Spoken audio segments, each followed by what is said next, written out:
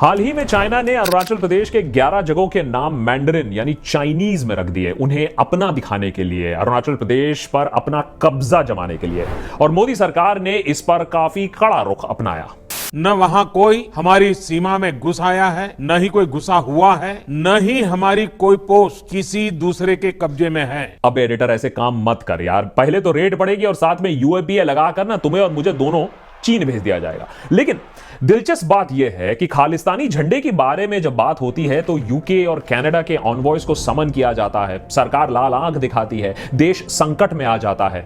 लेकिन चाइना हमारे देश के जगहों के नाम बदल देती है, पूरा का पूरा स्टेट हड़पने की फिराक में बैठी हुई है और हम नोटिस भेजकर कहते हैं कि हम चाइना से सहमत नहीं हैं। नाम बदलना तो खैर हमें भी अच्छी तरीके से आता है, बस खेल यहीं खत्म हो जाता है। लेकिन ऐसा नहीं है कि हमने कुछ भी नहीं किया है। फरवरी के महीने में हमने 200 से ज्यादा चाइनीज ऐप्स को बैन कर दिया। चीनी अर्थव्यवस्था पर एक बड़ा वार हमने फिर से छेड़ा। इस मास्टर स्ट्रोक के साथ शायद चाइना को अब सड़क पर आने से कोई भी नहीं रोक सकता है।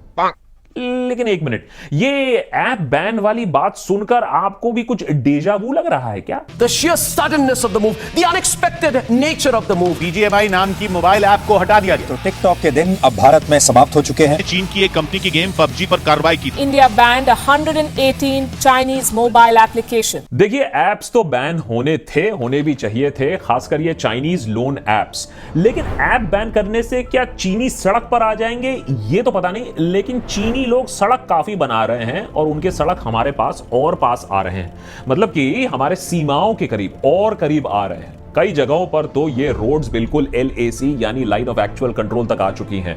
ये बात पहले हमने इग्नोर करने की कोशिश की, फिर जिन्होंने ये बात उठाई उनको हमने गालियां बकी, फिर इसको डाउनप्ले करने की कोशिश की गई कि भाई सब चंगा सी है, और फाइनली अब जाकर टॉप लेवल पर यह बात मान ली गई है कि चाइना हमारे देश के लिए एक बहुत बड़ा सिक्योरिटी थ्रेट बन चुका है। और हमारे मानने में जो देरी हुई उसमें ही चाइना ने तेजी से रास्ते बनाए हमारे बॉर्डर पर। एक आध बार तो सड़क बनते बनते हमारी टेरिटरी के अंदर घुस आए, तब जाकर हमारी इंडियन आर्मी सोल्जर्स ने उनको रोक कर कहा, भाई साहब ये किस लाइन में आ गए आप?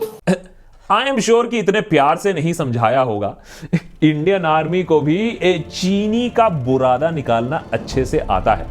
आर्मी करती ज्यादा है, बोलती कम है। लेकिन हाल ही में army chief general Manoj Pande ने हमें चाइना से रिलेटेड कुछ अहम बातें बताई जो कि सरकार अब भी मानने को राजी नहीं है। गालवान वैली क्लैशेस के करीब 3 साल बाद हमारे आर्मी चीफ ने पुणे यूनिवर्सिटी में एक स्पीच के दौरान ये कहा, Our legacy challenges of unsettled and disputed borders, pockets of disputes and contested claims to territory continue to exist due to differing perceptions of the alignment of the line of actual control. Transgressions remain a potential trigger for escalation. Border management hence requires close monitoring, as infirmities in border management can lead to wider conflict. अपनी पूरी speech में उन्होंने China और उससे related challenges के बारे में कई इंपॉर्टेंट बातें कही। और जो सच्चे देशभक्त हैं उन्हें जरूरत है इस बात को समझने की कि आर्मी चीफ बोलना क्या चाह रहे हैं, चाइना कितना बड़ा खतरा बन रहा है हमारे बॉर्डर पर, इंडिया के लिए नहीं पूरी दुनिया के लिए चाइना कितना बड़ा डेंजर है। और आज के देशभक्त एपिसोड में यह समझने की कोशिश करेंगे कि ये जो डिस्प्यूट है ये क्या कभी भी जंग बन सकता है, और सरकार बार बार चाइनीज एग्रेशन को चंगासी बोलकर हमें खामोश करने की कोशिश क्यों कर रही है। न वहां कोई हमारी सीमा में घुस आया है, न ही कोई घुसा हुआ है। एडिटर बोल रहा हूं, तेरे ऊपर तो यूएपीए मैं ही लगवा दूंगा। नेता टाइप आधा काम मत करो, सब्सक्राइब के साथ साथ बेल आइकॉन भी दबाओ। इंडिया और चाइना के बॉर्डर में कई ऐसे जगह हैं जहां सरहद क्लियर नहीं है, वहां कोई पत्थर की लकीर नहीं बनी हुई है। इस बात का फायदा उठाकर चाइना पिछले कुछ सालों में हमारे देश की जमीन पर कब्जा जमा रही है। 3 साल पहले 144 आर्मी वेटरन्स ने चाइना की इस ओछी हरकत को हाईलाइट भी किया, सरकार को चौकस होने को कहा, जिसके बाद उनके साथ वही हुआ जो देश के लिए जो बोलते हैं उनके साथ होता है। उनकी काफी आलोचना हुई, गालियां भी बरसाई गई, उन्हें कहा गया कि भाई तुम अपना काम से काम रखो ना, सरकार को अपना काम अच्छे तरीके से मालूम है। गनीमत है कि उन पर NSA या UAPA नहीं लगा दिया गया। वैसे आज के वीडियो में हम जो सवाल उठाने वाले हैं हो सकता है हम पर भी रेड पड़ जाए, लेकिन कोई बात नहीं, देशभक्ति का जो जुनून सवार है, चाइना का सच जानना जरूरी है। अब थोड़ी गालियां अगर खा लेंगे तो वो हमारी मजबूरी है। गालवान वैली में क्लैशेस के बाद आर्मी वेटरन्स ने उस समय president Ramnath Kovind, prime minister Narendra Modi, तीनों सर्विस चीफ्स को एक लेटर लिखा था, जिसमें उन्होंने कहा कि गालवान इंसिडेंट के लिए जो सिस्टम में एक या उस एक से एक्चुअली अधिक लेवल पर फेलियर्स जिम्मेदार हैं, खास तौर पर कंटिन्यूअस इंटेलिजेंस एक्विजिशन और डिसेमिनेशन को रिवैम्प करने की जरूरत है कि इंफॉर्मेशन फ्लो कहां से कहां तक जा रहा है। पर सरकार का रवैया ठीक वैसे ही रहा। न वहां कोई हमारी सीमा में घुस आया है। एनीवेज, 15 जून 2020 को लद्दाख के गालवान वैली में इंडियन आर्मी और चाइनीज सोल्जर्स के बीच में एक वायलेंट क्लैश हुआ, जिसमें इंडियन आर्मी के 20 जांबाज सोल्जर्स शहीद हुए, इंक्लूडिंग कमांडिंग ऑफिसर कर्नल संतोष बाबू। इन क्लैशेस में चाइनीज साइड को भी लॉसेस झेलना पड़ा, पर उनके मारे गए सोल्जर्स का सही नंबर, सही आंकड़ा आज तक सामने नहीं आया है। टू मच डेमोक्रेसी के चलते चाइनीज सरकार ऐसे आंकड़े रिलीज नहीं करती है, लेकिन 4 से 40 चाइनीज सोल्जर्स मारे जाने की भी खबर, रिपोर्ट अक्सर सामने आती है। यह इंसिडेंट जितना ट्रैजिक था उतना ही इंपॉर्टेंट है, क्योंकि 45 सालों में यह पहली बार हुआ था कि इंडिया और चाइना के लाइन ऑफ एक्चुअल कंट्रोल पर मिलिट्री कैजुअलिटीज हुई, मौतें हुई। पर नोट करने की बात है कि इस फेस ऑफ में भी एक गोली नहीं फायर हुआ। क्या यह बदल सकता है आने वाले महीनों में? यह फेस ऑफ आखिर हुआ क्यों? गालवान इंसिडेंट के कुछ महीने पहले से ही एलएसी पर काफी तनाव का माहौल था। सब बिल्कुल चंगा सी नहीं था। दोनों साइड्स ने एलएसी पर भारी मात्रा पर ट्रूप्स डिप्लॉय करना शुरू कर दिया था। इंडिया इस एस्केलेशन के लिए चाइना को ब्लेम कर रहा था, चाइना इंडिया को ब्लेम कर रहा था। इस तूतू मैमे के बीच में तनाव कम करने के लिए दोनों आर्मीज के कमांडर्स ने 6 जून को एक म्यूचुअली अग्रीड डिसएंगेजमेंट की बात की, लेकिन चाइना ठहरा चाइना। इस अरेंजमेंट के एक हफ्ते बाद इंडियन साइड ने गालवान वैली में एक चाइनीज कैंप देखा, जो कि अग्रीड बफर जोन के अंदर था। जब इंडियन आर्मी उन चाइनीज कैंप्स को इंस्पेक्ट करने के लिए वहां गई, तब बात बिगड़ने लगी और तुरंत ही बात बिल्कुल बिगड़कर सिचुएशन आउट ऑफ कंट्रोल हो गया। पर सिचुएशन को डी एस्केलेट करने के लिए इमीडिएट मेजर्स लिए गए और फुल स्केल वॉर को कम से कम तब के लिए रोक दिया गया था। मैटर तब भी बहुत ज्यादा बिगड़ सकता था, लेकिन गोदी मीडिया के लिए यह अपने आप में एक मास्टर स्ट्रोक बन गया। आज हिंदुस्तान की सेना ने एक बार फिर से चीन को करारा जवाब दिया है। But China refused to admit losing men. Our army actually tackles the Chinese at the LAC. 15 जून के क्लैशेस के बाद इंडियन और चाइनीज मिलिट्रीज ने डिसएंगेजमेंट का एक फिर लंबा प्रोसेस इनिशिएट किया। इसमें गालवान के साथ साथ लद्दाख में एलएसी के अलोंग कई और फ्रिक्शन पॉइंट्स पर भी डिसएंगेजमेंट की बात शुरू की गई। स्टेटस को अचीव करने की कोशिश की गई, यानी कि अप्रैल 2020 से पहले जो ट्रूप्स की पोजीशन थी उसे रिस्टोर करने की कोशिश। 11 round core commander level talk के बाद 3 से 10 किलोमीटर का बफर जोन बनाने की सहमति बनाई गई, एटलीस्ट ऑन पेपर। लेकिन मिलिट्री कमांडर लेवल टॉक्स के 17 राउंड्स के बाद भी यह प्रोसेस अभी भी चल ही रहा है।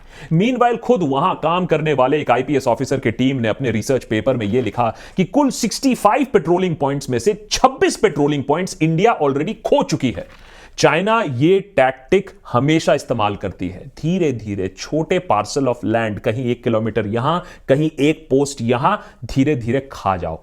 इसका एक्चुअली एक मिलिट्री पार्लेंट्स में एक नाम भी है जिसे सलामी स्लाइसिंग कहा जाता है, लेकिन यह बात हम ऑफिशियली अब भी नहीं मानते हैं। नहीं हमारी कोई पोस्ट किसी दूसरे के कब्जे में है। अब एडिटर भले ही मुझे जेल भिजवा दे, लेकिन फैक्ट तो यही है कि इंडिया और चाइना के करीब 3,500 किलोमीटर लंबे बॉर्डर पर अभी एटलीस्ट 25 ऐसे हॉटली कंटेस्टेड पॉइंट्स हैं। सबसे पहले शुरुआत करते हैं गालवान वैली इन लद्दाख, जो कि 2020 के क्लैशेस के बाद मोर और लेस पीसफुल है। पर devil lies in the details. और चौंका देने वाली बात यह है कि जो बफर जोन्स डिसाइड हुए भी हैं, उन जगह पर हुए हैं जहां पहले इंडियन आर्मी पहले उसको अपना टेरिटरी मानती थी। हाई ऑल्टीट्यूड रीजन में स्ट्रेटेजिक टेरिटरी का यह लॉस हमारे जवानों के लिए एक बहुत बड़ा डिसएडवांटेज है, क्योंकि अब हम वहां पेट्रोलिंग नहीं कर सकते हैं जहां कुछ ही साल पहले हम अपना एरिया मानते थे और उसको पेट्रोल करते थे। फिर आते हैं अब 3 इडियट्स मूवी वाले अपने पैंगोंग सो लेक पर।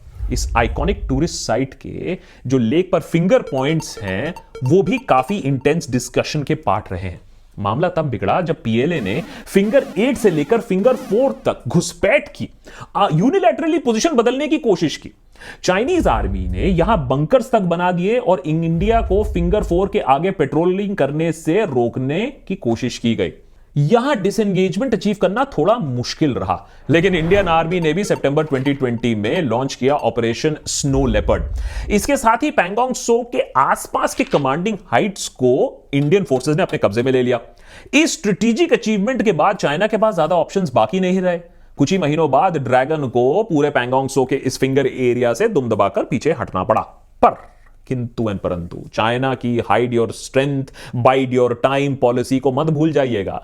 इंडियन फोर्सेस ने जैसे ही कमांडिंग हाइट्स को छोड़ा, चाइनीज मिलिट्री ने वहां वापस आने की कोशिश फिर से शुरू कर दी और वहां अब अच्छे रोड्स और ब्रिजेस भी बन रहे हैं। तो यहां चाइना का लॉन्ग टर्म प्लान है। सितंबर 2022 में 16 राउंड ऑफ टॉक्स के बाद गोगरा पोस्ट और हॉट स्प्रिंग रीजन में भी डिसएंगेजमेंट अचीव कर लिया गया। यहां पर भी क्लैशेस गालवान क्लैशेस के साथ ही शुरू हुए थे। तो देखिए चाइना ने कितनी स्ट्रेटेजिकली ये सारा कांड किया था। ऑल्दो लोकल रेजिडेंट्स का इस डिसएंगेजमेंट से ना वो ज्यादा खुश नहीं है। उनके मुताबिक इंडियन साइड ने डिसएंगेजमेंट अचीव करने के लिए अपने ट्रेडिशनल पोस्ट से 40 स्क्वायर किलोमीटर पीछे आने को वो राजी हो गए, जिससे उनके लोकल ग्रेजिंग लैंड्स उनको खोने पड़े चाइना को। अब आते हैं लास्ट 2 रिमेनिंग पॉइंट्स पर, डेप्सांग और डेमचौक, लद्दाख के नॉर्थ और सदर्न एरियाज में। ये फ्लैश पॉइंट्स अभी भी डिसएंगेज नहीं हो पाए हैं। इन एरियाज पर डिस्प्यूट गालवान से भी पुराने हैं। अब चाइना कहता है ये तो इनिशियल स्टैंड ऑफ के पार्ट ही नहीं है, ये तो पुराने हैं, इससे हम थोड़े ना कब्जा छोड़ेंगे, इस पर तो हम डस कर बैठे हुए हैं। पर ये पॉइंट्स बहुत क्रूशल हैं हमारे लिए, इंडिया के लिए स्ट्रेटेजिकली। डेप्सांग प्लेन्स एक करीबन 1000 किलोमीटर स्क्वायर प्लेन एरिया है जो टैंक्स के लिए काफी फ्रेंडली माना जाता है, क्योंकि इतनी फ्लैट एरिया आसानी से मिलती नहीं है उस स्ट्रेटेजिक हाइट पर। और इसके जस्ट नॉर्थ में है काराकोरम पास, जो इंडिया को सियाचिन ग्लेशियर का भी एक्सेस देता है। इस एरिया में चाइना 18 किलोमीटर तक अंदर आ चुका है। इंडियन सोल्जर्स को 4 पेट्रोलिंग पॉइंट्स पर पेट्रोलिंग करने से रोक चुका है। सोचिए 18 स्क्वायर किलोमीटर अंदर। इंडिया की दारबुक श्योक दौलत बेग ओल्डी रोड या DSDBO रोड डेप्सांग प्लेन्स के रीजन को स्ट्रेटेजिकली एक्सेसिबल भी बनाती है। मे बी यही रीजन है कि चाइना इस रीजन से पीछे हटने को तैयार नहीं है, क्योंकि इसकी एक स्ट्रेटेजिक रेलेवेंस है। जब लद्दाख में चाइना हमसे बॉर्डर इश्यूज पर लड़ रहा था, उसी बीच जनवरी 2021 में उसने सिक्किम के नाकुला में फिर से धौंस दिखाने की कोशिश की। 2 साल बाद यही वारदात फिर से पिछले साल 9 दिसंबर को अरुणाचल प्रदेश के तवांग के पास यांगसी में भी हुई। रात के 3 बजे 300 PLA सोल्जर्स ने स्टिक्स और क्लब्स लेकर बॉर्डर क्रॉस करने की कोशिश की, जिससे ऑफ कोर्स इंडियन सोल्जर्स ने उनको फिर मार भगाया। लेकिन देखिए कोशिश कितनी कंटिन्यूअस है और जारी है, कितने सिस्टमैटिक तरीके से। अभी भी बात सिर्फ गाली गलौज लात घूस डंडों तक सीमित है, लेकिन क्या ये जल्द ही जंग के रूप में बदल सकती है? इसका एक बहुत बड़ा इंडिकेटर और रीजन भी इंफ्रास्ट्रक्चर है। चाइना की इंफ्रास्ट्रक्चर डेवलपमेंट 1960 से ही शुरू हो गई थी बॉर्डर पर। उन्होंने काराकोरम हाईवे बनाया जो लिंक करता है जिनजियांग को नॉर्दर्न पाकिस्तान से। और पिछले 10 साल से चाइना खरगोश की स्पीड से लद्दाख से लेकर अरुणाचल तक हजारों kilometre road, railway lines, bridges, military instalments बना रहा है। और गालवान क्लैश के बाद चाइनीज एयरफोर्स ने भी अपनी गतिविधियां वहां बढ़ा दी है, जहां बॉर्डर के पास एयर बेसेस को अपग्रेड किया गया है या नए कंस्ट्रक्शंस किए गए हैं, एग्जिस्टिंग एयर स्ट्रिप्स को लेंथन किया गया है, हेलीकॉप्टर बेसेस बनाए गए हैं। इसके अलावा लद्दाख और अरुणाचल के पास मॉडल विलेजेस बनाए गए हैं। कहने के लिए तो वो आम सिविलियन के लिए विलेजेस बनाए गए हैं, लेकिन बॉर्डर के इतने करीबी ये जो इंस्टॉलेशंस हैं, इनका बखूबी मिलिट्री यूज होगा, ये सबको मालूम है। एक बात तो सब अग्री करते हैं कि चाइना की इंफ्रास्ट्रक्चर स्पीड को हम अभी तक मैच नहीं कर पाए हैं, और उसका एक बहुत बड़ा कारण यह भी है कि हमने अपना इंफ्रा पुश काफी देर से शुरू किया। दरअसल 1962 के हार के बाद इंडिया केयरफुल रहा था कि चाइना से दुश्मनी फिर से ना मोल ली जाए, क्योंकि हमारी उस समय उतनी कैपेबिलिटी नहीं थी।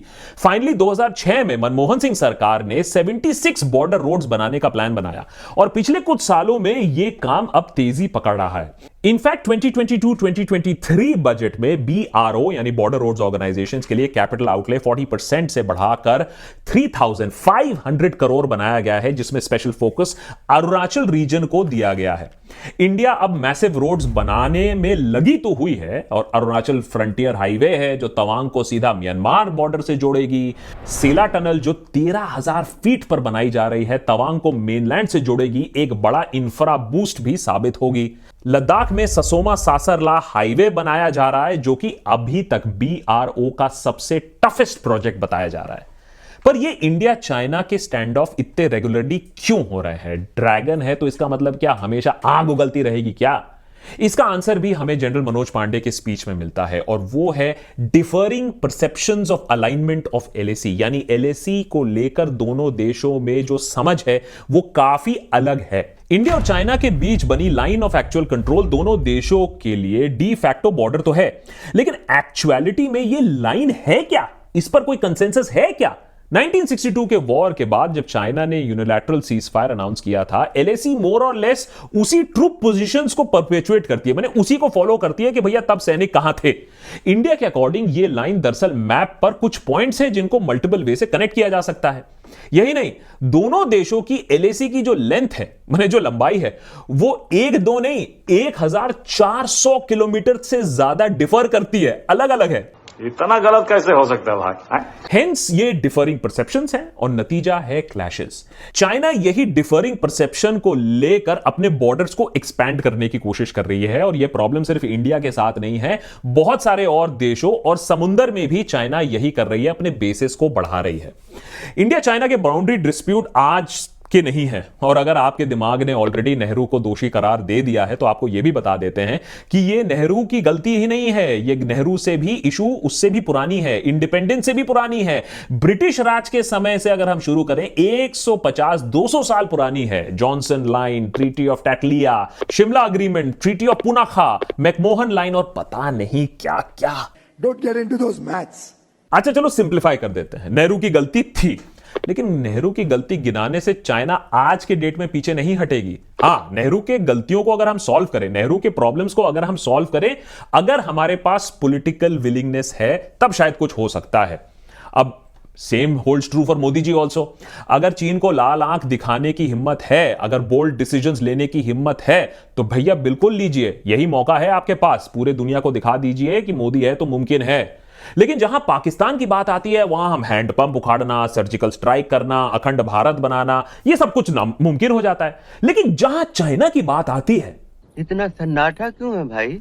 आप चाहे कितना भी कबूतर बनकर आंख बंद करके बैठे रहिए, ये गोदी मीडिया चाहे जितना भी आपको झांसे में रखने की कोशिश करे, ऊट पटांग हिंदू मुस्लिम डिबेट कर ले, ये बात हम सबको समझना होगा कि आज चाइना सबसे बड़ा चैलेंज है हमारे देश के लिए, और नेहरू के समय जितना बड़ा चैलेंज था, शायद उससे भी ज्यादा बड़ा चैलेंज है। समझाता हूं कैसे। हाल ही में चाइना के प्रेसिडेंट जी मॉस्को होकर आए। अपने रबर स्टैंप पार्लियामेंट से तीसरी बार अपॉइंट होने के बाद जी ने अपना पहला फॉरेन विजिट किया। वहां व्लादिमीर पुतिन ने भी रशिया में स्वागत सत्कार में अपने तरफ से कोई कमी नहीं रखी। दरअसल चाइना अपना ग्लोबल इंफ्लुएंस बढ़ाने की कोशिश कर रहा है, अपने आप को एक ऑल्टरनेट पावर की तरह ग्लोबली अपने आप को प्रेजेंट कर रहा है, जो वो कुछ मामलों में एक्चुअली बन भी चुका है। इंडियन आर्मी चीफ ने अपने स्पीच में भी चाइना के ग्लोबल सिक्योरिटी प्रोवाइडर बनने के एंबिशंस को हाईलाइट किया, और ताकत दिखाने के लिए सबसे अच्छी जगह क्या हो सकती है? वॉर जोन में जाइए, वहां प्रॉब्लम सुलटाइए। तो पहुंच गए वो मॉस्को। चाइना ने जी के विजिट से पहले ही वॉर रोकने के लिए एक 12 पॉइंट पीस प्लान प्रेजेंट किया, जिसको पुतिन ने बहुत अच्छे से रिसीव भी किया। अब यूक्रेन के ज़ेलेंस्की भी चाहते हैं कि जी उनसे भी मिले, उनको यूक्रेन का आमंत्रण भी दिया गया है। पर यह बाजी चाइना ने कैसे मार ली? यह हाई ग्राउंड तो आइडियली इंडिया के पास होनी चाहिए थी। अगर मोदी जी के कहने पर युद्ध 6 घंटे के लिए रुक सकता है, तो परमानेंट सीजफायर भी तो मोदी जी के द्वारा होना चाहिए था। लेकिन ये जी बिग ब्रदर बनकर क्यों घूम रहा है? सैडली यही हकीकत है, हम सुनना नहीं चाहते हैं, लेकिन China already global political issues में अपने आप को एक आर्बिट्रर की तरह साबित कर चुका है। मार्च में चाइना ने सऊदी अरेबिया और ईरान के बीच में दोस्ती करवा दी। अब ट्रेडिशनली मिडिल ईस्ट का यह सारा कुछ यूएस देखा करती थी, पर चाइना ने एक ही झटके में यूएस के स्ट्रॉन्गहोल्ड में एक डिप्लोमेटिक कू कर डाला। यूएस भी इन डेवलपमेंट्स को देखकर अपना सर पकड़कर बैठी हुई है कि भैया ये सब क्या देखना पड़ रहा है। और इस सब के बीच में भारत क्या कह रहा है? 100 ऐप्स बैन करके मास्टर स्ट्रोक तो हमने कह दिया, लेकिन मेड इन चाइना सामान हम अभी भी खरीदे जा रहे हैं। पता नहीं क्या हुआ वो सारे बॉयकॉट, इकोनॉमिक अटैक वाली बातों को अगेंस्ट चाइना। नहीं मतलब पिछले साल ही आप देख लीजिए, 118 बिलियन डॉलर का सामान हम इंपोर्ट कर रहे हैं चाइना से, और अपना सामान एक्सपोर्ट टू चाइना और भी गिरे जा रहा है। पर कौन है ये लोग जो चीन से सामान खरीद रहे हैं? इन पर हम एनएसए क्यों नहीं लगा रहे हैं? हम क्यों अलाउ कर रहे हैं? ऐसे देश की इकोनॉमी को बढ़ावा दे रहे हैं जो हमारी टेरिटरी पर कब्जा कर रही है, हमारे सोल्जर्स को मार रही है। सोचकर देखिए, अगर यही बात पाकिस्तान के साथ हो रही हो, 118 बिलियन डॉलर का सामान पाकिस्तान से आ रहा हो, तो क्या हमारा रवैया ऐसा ही रहता? अरे अभी तक 2-4 सर्जिकल स्ट्राइक कर चुके होते, आए दिन गालियां बरसा रहे होते, और टोटल इकोनॉमिक बॉयकॉट तो हो चुका होता। पर जहां चीन का केस आता है, पता नहीं हमें कौन सा सांप सूख जाता है। इसका एक रीजन यह भी हो सकता है कि सरकार का मेक इन इंडिया 9 साल बाद भी अभी तक एक फेलियर ही रहा है, और इससे हम चाइना पर जो हमारी डिपेंडेंस है ना, वो कुछ ज्यादा ही। अरे बाकी चीजें छोड़ो, एसेंशियल मेडिसिन, दवाइयां बनाने के लिए एक्टिव फार्मास्यूटिकल इंग्रेडिएंट्स जो होती हैं, वो 70 से 80% हम चाइना से इंपोर्ट करते हैं आज भी। और ये बस एक एग्जांपल है। ऐसे ही हमारी इकोनॉमी पर चीन का काफी हद तक एक कंट्रोल है, और उस कंट्रोल को जाते जाते काफी टाइम लग जाएगा। ऐसे में चीन को ऑफेंड करना हम अफोर्ड नहीं कर सकते। यह बात मैं नहीं कह रहा हूं, यह बात हमारे फॉरेन मिनिस्टर कह चुके हैं। लेकिन क्या इसके वजह से, क्या इस डिपेंडेंस की वजह से हम अपनी टेरिटरीज जाने दें? क्या हम चाइना को चैलेंज नहीं करें? हरगिज नहीं। और हमें जरूरत है एक मल्टी प्रोंग्ड अप्रोच की। बॉर्डर इंफ्रास्ट्रक्चर और डिफेंस कैपेबिलिटीज को तो एनहांस करना ही है, साथ ही साथ बिजनेस के लिए एक कंड्यूसिव एनवायरनमेंट क्रिएट करना है, जिससे भाई लोग एक्चुअली हमारे पास आए, हर दूसरे दिन एक नई मैन्युफैक्चरिंग फैसिलिटी खुले, और ग्लोबल पॉलिटिक्स में हम अपना से रिक्लेम करें। सिर्फ बातें नहीं कि ग्लोबल डील्स हम करें, पर हम यहां तो ऑपोजिशन एमपीज को डिस्क्वालीफाई करने में बैठे हुए हैं, फॉरेन प्रेस को एंटी नेशनल बोलने में बैठे हुए हैं।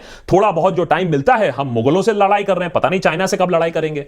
और बाय द वे, ये सब सरकार और गोदी मीडिया सिर्फ इसलिए कर पा रही है क्योंकि हम सवाल नहीं पूछते हैं सही वाले।